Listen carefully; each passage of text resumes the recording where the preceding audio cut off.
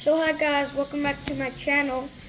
And today I destroyed my Scania and I turned it into this recycling truck with a working dispenser and the opening back. So first you take these arms out. That's okay. Then these empty spots go here. And then if you pull this 8-tooth gear, the rubbish will go in here. And then here's all the rubbish. You can fit quite a lot of rubbish. The arm can't extend, so. And also I added side mirrors. I didn't add an interior.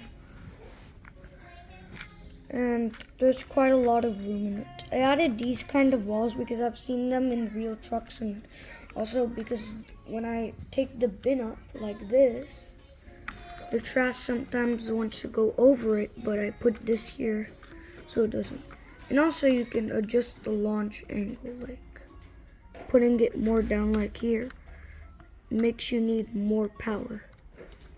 That will damage these sunflower gears. That's why I just put it here. Okay, here's the mechanism.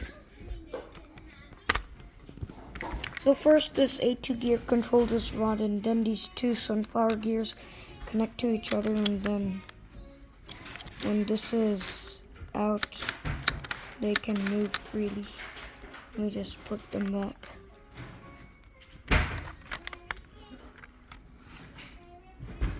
I just put these. The side mirrors, there's the opening back. There's no interior. I might put a minifigure over here. There's a space there for a minifigure. And this is also 6 wide. Because it's less thicker, and thick is kind of fat. And I don't like fat. And it has 6 wheels.